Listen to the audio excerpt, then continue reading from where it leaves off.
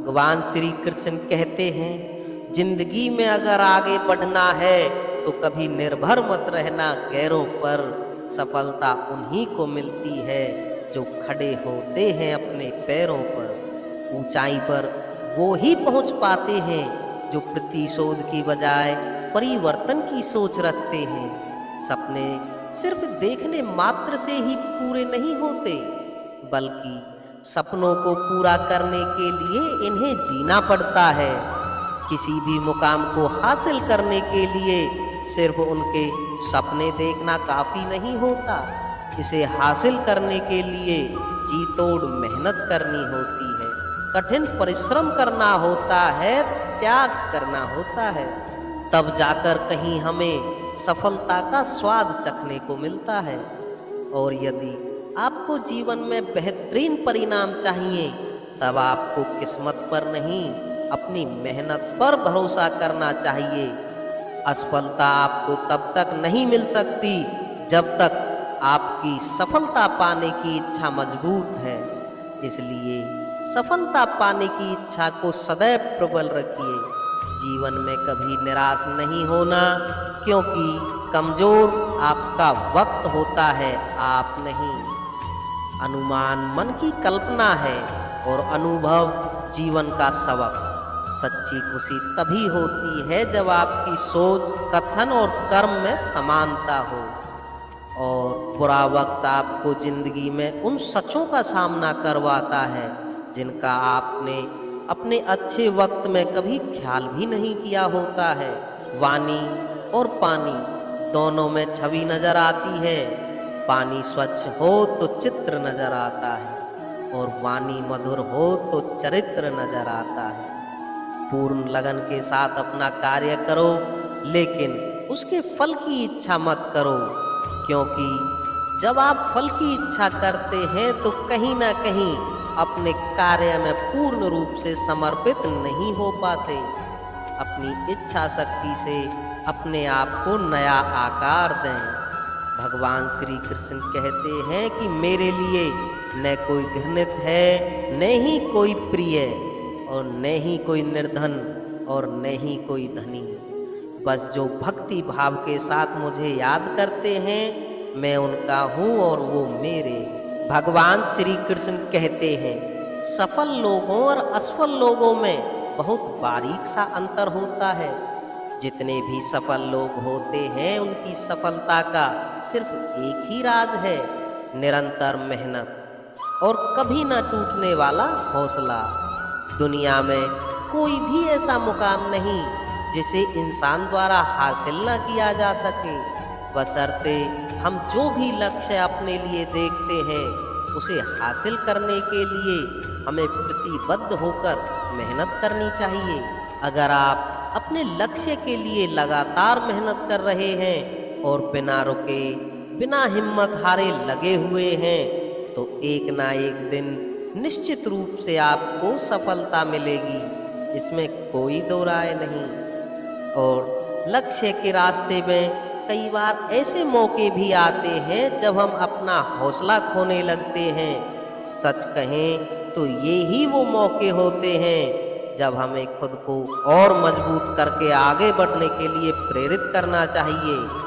ये ही वो मौके होते हैं जब हमें खुद को थोड़ा और उत्साहित करने की ज़रूरत होती है।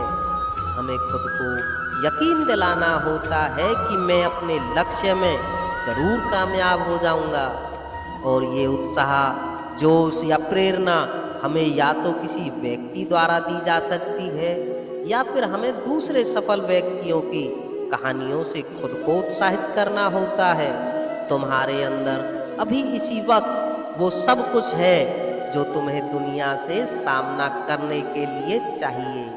अगर आपको आपका सपना डराता नहीं है, तो आपका सपना बड़ा नहीं है। एक बार जमकर मेहनत कर लो दोस्तों, दर्द बेशक मिलेगा मगर धोखा नहीं। अगर तुम सचमुच कुछ करना चाहते हो तो एक तरीका ढूंढ ही निकालोगे, और अगर नहीं तो एक बहाना ढूंढ निकालोगे।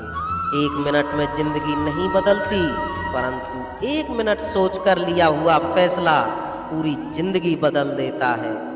आज मेहनत कमाई से ज्यादा करो, फिर देखना एक दिन मेहनत से ज्यादा कमाई होगी। भगवान श्री कृष्ण कहते हैं कि संसार में सबसे बड़ा पाप क्या है? कोई कहेगा असत्य, कोई कहेगा छल, तो कोई कहेगा लालच।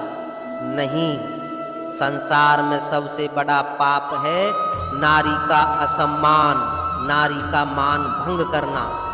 क्योंकि ये अपराध केवल नारी के शरीर को ही नहीं, उसके मन, उसकी आत्मा पर भी प्रहार करता है।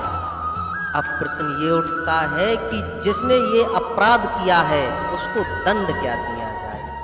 कोई कहता है शारीरिक पीड़ा, कोई कहता है मृत्यु दंड।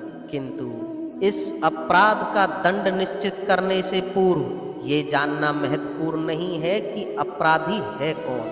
अब आप कहेंगे कि वही पुरुष जिसने उस स्त्री का मान भंग किया है। किंतु क्या यह पूर्णतः सत्य है?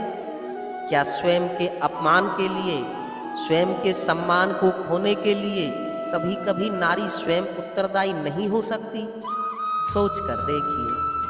सम्मान खोने से बचने के लिए पहले सम्मान की सीमा पर दृष्टि रखना आवश्यक है।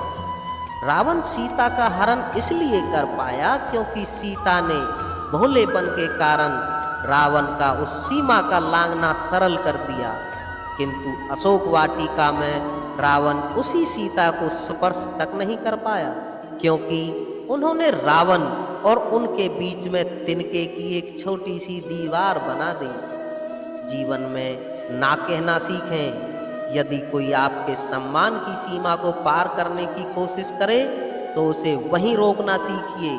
आपके ऊपर उठे पहले हाथ को, पहले कटाक्ष को वहीं रोक देना सीखें।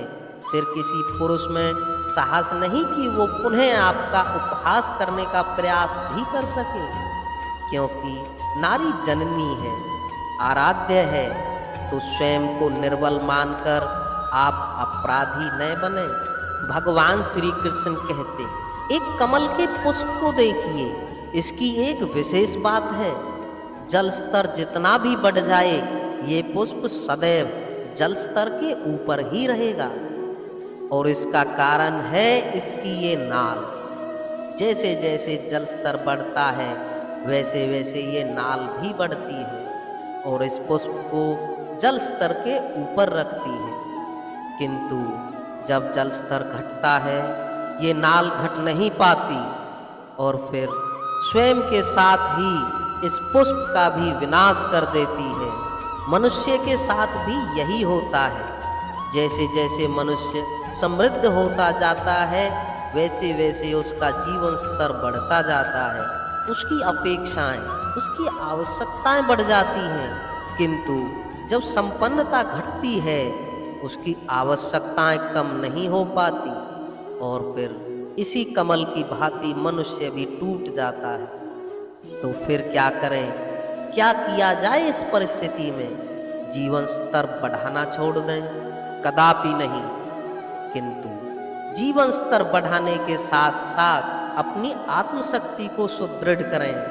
संकट का समय आने पर आप अपना समय कैसे व्यतीत करेंगे इसका अभ्यास करें, क्योंकि जीवन स्तर तो घटते बढ़ते रहते हैं। ये आप पर निर्भर करता है कि आप इन दोनों के बीच का तालमेल कैसे सुदृढ़ करते हैं। एक हीरे को देखिए, लाखों करोड़ों साल धरती के गर्भ में रहने के पश्चात ये इतना कठोर बनता है, किंतु जब खान से निकाला जाता है तो कोयले की ही भांति होता है, श्वेत, कठोर, निस्तेज।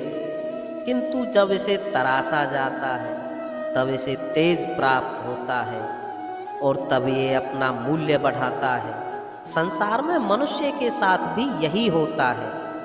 मनुष्य की बुद्धि, मेधा, अनुभव उन वर्षों के कारण नहीं बढ़ते जो वर्ष हमने हमारे जीवन में व्यतीत किए हैं, बल्कि उन क्षणों से निखरती हैं जब हमने कठिनाइयों का सामना किया, चुनौतियों का सामना किया, संकटों का सामना किया, छल और पीड़ा सही। इसलिए यदि आपके जीवन में आपके सामने कठिनाइयाँ आए, चुनौतियाँ आए, संकट आए, तो उनसे भयभीत मत होइएगा।